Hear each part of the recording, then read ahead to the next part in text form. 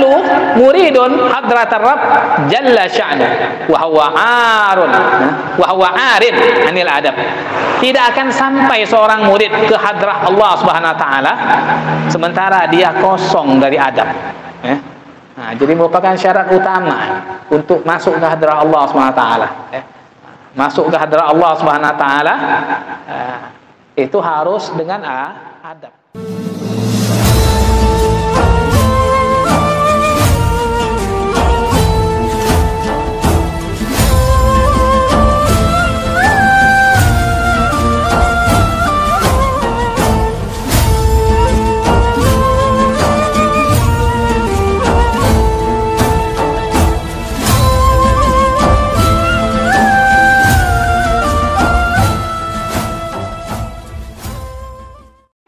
Salis, bab yang ketiga, fi adabil murid ma'a nafsihi wa syaihihi wa ikhwanihi, tentang adabnya murid, seorang murid terhadap dirinya sendiri, terhadap gurunya, dan terhadap sesama ikhwan. Adab ini sangat dibutuhkan. Dan bahkan bisa dikatakan inti dari ajaran thariqah itu adalah adab. Adab itu. Dan adab itu harus lebih diprioritaskan daripada ilmu. Lebih banyak harusnya. Saya selalu ingat dengan nasihat guru saya ketika saya belajar itu. Beliau ketika Al-Habib Hasan Hamdul Baharul, ketika beliau dalam menyampaikan nasihat taujihat kepada muridnya, senantiasa membawa makalahnya Imam Malik yang ditujukan kepada muridnya Imam Syafi'i tentang adab ini. Yaitu Imam Malik pernah mengatakan kepada muridnya Imam Syafi'i, ij'al ilmaka milhan wa adabaka daqiqatan. Adab-adab yang telah dianjurkan oleh Rasulullah sallallahu alaihi wasallam, dan Rasulullah juga tidak diutus ke muka bumi ini kecuali untuk menyempurnakan adab. Wasifatul muqaddam wa ma yalzamuhu, dan juga akan disebutkan dalam bab ketiga ini tentang sifat seorang muqaddam dan apa yang harus bagi seorang muqaddam. I'lam, ketahuilah, anna tamassuka bil adab huwa alladhi yusilul murid ila ma yabtaghihi. Ketahuilah bahwasanya berpegang teguh pada adab, pada adab, itulah yang bisa menyampaikan seorang murid kepada sesuatu yang diinginkan seorang murid itu. Seorang murid pasti yang diinginkannya adalah agar supaya dekat kepada Allah Subhanahu wa taala, meraih ridho Allah Subhanahu wa taala, bisa menjadi hamba-hamba yang dicintai oleh Allah Subhanahu wa taala. Jika seseorang murid menginginkan hal itu semua, maka hendaklah dia berpegang teguh pada adab dalam semua aspek kehidupannya, harus disertai dengan adab, terutama dalam ibadahnya. Harus jangan sampai melakukan ibadah yang penting sah dalam hukum fikih, tetapi harus ditinjau juga adabnya. Jangan yang penting sah dalam menurut hukum fikih sah ini. Seperti kalau kita sholat namanya kan, sholat pakai kaos, pakai celana kan sah, tapi kan kurang adab. Kurang adab sah mungkin secara hukum fikih kan sah, pakai kaos, pakai celana, yang penting auratnya tertutup, nggak pakai PC juga nggak apa-apa, Nah, itu dari segi hukum. Tetapi apakah sopan menghadap Allah seperti itu? Nah, kita juga adab itu perlu diperhatikan. Fala yasilu muridun hadratar rabb jalla sya'nu wa huwa arun wa huwa arid anil adab. Tidak akan sampai seorang murid ke hadrah Allah Subhanahu wa taala sementara dia kosong dari adab. Nah, jadi merupakan syarat utama untuk masuk ke hadrah Allah Subhanahu wa taala. Masuk ke hadrah Allah Subhanahu wa taala itu harus dengan adab. Makanya wirid kita itu kan diajari oleh Nabi, itu termasuk nah, kenapa kok kita beristighfar terlebih dahulu, kemudian bersalawat baru mengucapkan la ilaha illallah? Nah, karena kita ini kotor, banyak dosa, makanya harus kita istighfar dulu supaya bersih dosa kita ini. Karena mau masuk ke hadrat Allah Subhanahu wa taala harus bersih. Kemudian dicuci setelah kita beristighfar, bersihkan zahir batin kita, baru kita bersalawat.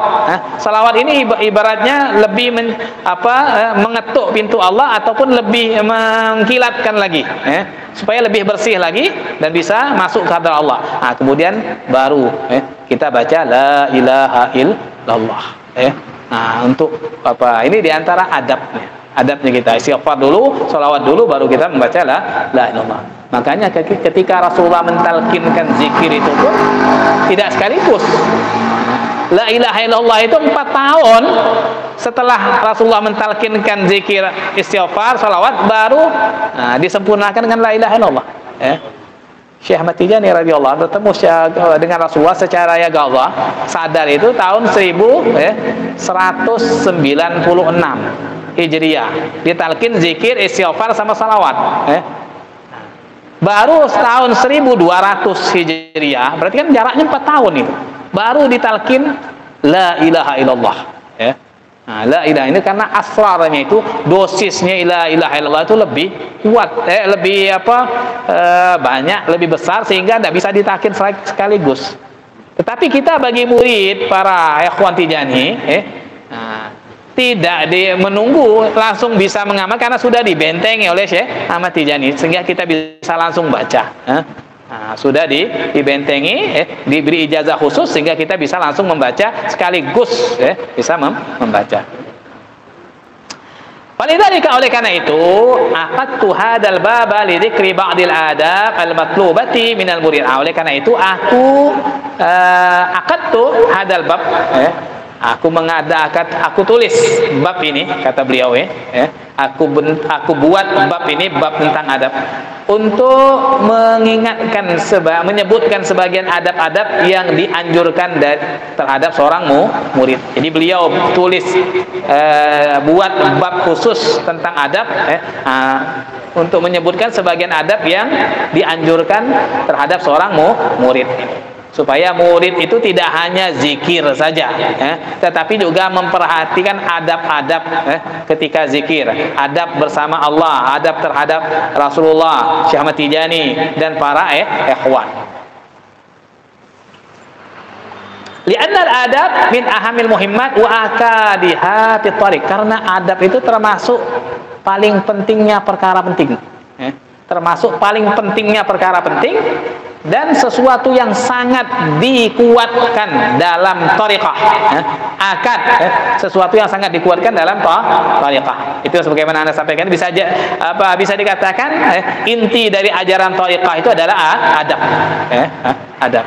Walidha kana syekhuna radhiyallahu anhu an nabihi yaqulu. Oleh karena itu guru kita Syekh Ahmad Tijani radhiyallahu anhu, beliau mengatakan, inni lakatsiran ma'ahum biwad'i mu'allafin fi adabit tariq tanbihan minhu radhiyallahu an ala anna al-adab ruhut tariq wa asasu.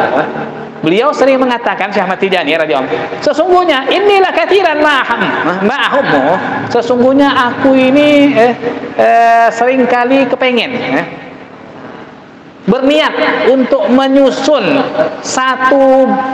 sebuah karangan, sebuah buku tentang adab-adab thariqah. Itu yang sering beliau ucapkan. Kasiran ma, seringkali aku memiliki niat, berkeinginan untuk menyusun sebuah kitab yang memuat tentang adab-adab berthariqah. Itu katanya. Tujuan beliau tanbihan minhu radhiyallahu an ala annal adab hiya ruhut thariq. Ucapan beliau ini sebagai peringatan dari Syekh Ahmad Tijani radhiyallahu an, bahwasanya adab adalah rohnya thariqah. Rohnya thariqah. Tanpa adab berarti orang itu tidak dianggap berthariqah, tidak hidup thariqahnya. Sebagaimana manusia kan punya roh. Kalau tidak ada roh kan tidak bisa bergerak jasadnya. Begitu tidak hidup dia, tidak bisa hidup manusia. Maka rohnya thariqah itu adalah adab. Tanpa adab maka tidak ada artinya thariqah seseorang itu. Kalau dia berthariqah tetapi tidak memiliki adab, maka thariqahnya percuma, sia-sia, karena dia tidak ada rohnya. Wa asasuhu, dan pokoknya, pondasinya thariqah adalah adab. Faqulu, maka aku katakan, kata beliau Syekh Muhammad bin Abdullah bin Hasanin, al-adabu ibaratun anit tahalli bi kulli fadilatin wa takhalli an kulli radilatin. Pengertian adab. Adab itu adalah sebuah ungkapan dari menghias diri dengan semua sifat-sifat mulia. Dengan semua sifat-sifat mulia itu adab. Menghias diri dengan semua sifat-sifat yang utama, yang mulia, dan melepaskan diri dari semua sifat-sifat tercela, sifat-sifat buruk, buruk zahir maupun batin. Zahir mengganggu orang, mengumpat orang, mencaci orang, itu zahir. Batin benci sama orang, hasud, riya, ujub, itu yang sifat-sifat buruk yang harus kita hilangkan, yang harus kita hilangkan ini. Itu adab itu. Wa kullu adabin fid dunya yarji ila dzalikal ma'na. Dan semua adab yang ada di dalam dunia ini kembali ke makna tersebut. Makna tadi. Jadi ungkapan menghias diri dengan semua sifat mulia dan melepaskan diri dari semua semua perkara buruk, semua sifat-sifat hina, sifat tercela. Wal adabu fi haqqil murid yang qasimu ila salasati aqsam. Dan adab bagi seorang murid itu terbagi menjadi 3 bagian. Adab bagi seorang murid terbagi menjadi tiga bagian. Pertama, adabuhu ma'a nafsihi. Pertama, adab seorang murid dengan dirinya sendiri. Adab dengan murid, seorang murid dengan dirinya sendiri. Nanti kita akan ada penjelasannya semua di sini. Wa yu'abbar anhu bi adabihi ma Allah Subhanahu wa taala. Adab seorang murid dengan dirinya itu diungkapkan dengan adabnya bersama Allah Subhanahu wa taala. Bagaimana adab seorang murid dengan Allah Subhanahu wa taala? Wa adabuhu ma'a syaihi. Yang kedua, adab seorang murid dengan gurunya, dengan gurunya. Wa adabuhu ma'a ikhwanihi. Dan yang ketiga, adab seorang murid dengan para ikhwannya sesama tariqah. Bagaimana adabnya? Ketiga bagian adab ini satu persatu akan kita bahas. Amma adabuhu ma'a nafsihi. Adapun yang pertama, adab seorang murid dengan terhadap dirinya sendiri, fahuwa at-tamassuk bid-din al-hanif, yaitu berpegang teguh dengan agama yang al-hanif, agama yang lembut, agama Islam, berpegang teguh pada ajaran agama Islam. Bihaitsu yaqif inda awamirihi wa yajtanib nawahiyahu muta'addiban bi adabi sunnah al-mutahharah. Di mana dia melaksanakan perintah-perintah Allah SWT dalam agama, melaksanakan perintah-perintah Allah dan juga menjauhi apa yang telah menjadi larangan-larangan Allah SWT, muta'addiban, dengan beradab, adab-adab sunnah yang suci. Jadi menjaga, melaksanakan perintah Allah, menjauhi larangan Allah, disertai dengan adab-adabnya. Tidak hanya sekedar melaksanakan perintah, menjauhi larangan, tapi dengan beserta adab-adabnya. Minat tanabbu' lima karimil akhlaq wa taba'ud an saksafiha. Dari tanabbu', keluar sedikit demi sedikit terhadap akhlak-akhlak mulia, artinya mempraktekkan akhlak-akhlak mulia dan menjauhi dari keburukan-keburukan akhlak. Artinya ketika dia melaksanakan perintah Allah SWT disertai dengan adab-adab yang dengan akhlak-akhlak yang mulia dan menjauhi keburukan-keburukan akhlak. Wa yansha an hadzal adabi ridha Allah wan nas alaihi wa dukhuluhu al jannata ma'as sabiqin. Dan dari adab ini akan muncul keridhaan Allah Subhanahu wa taala kepadanya dan ridhonya manusia kepadanya, dan juga masuknya dia ke surga Allah Subhanahu wa taala bersama para pendahulunya, sama para nabi, para syuhada, para sholihin. Ketika dia melaksanakan perintah Allah dengan adab, dia memperhatikan adabnya, tidak hanya sekedar melaksanakan perintah, tetapi juga disertai dengan adab-adab yang telah diajarkan oleh Rasulullah SAW dalam sunnah-sunnahnya. Ini adab seorang murid dengan dirinya sendiri, artinya hendaklah dia beradab dengan Allah Subhanahu wa taala dan Rasulnya.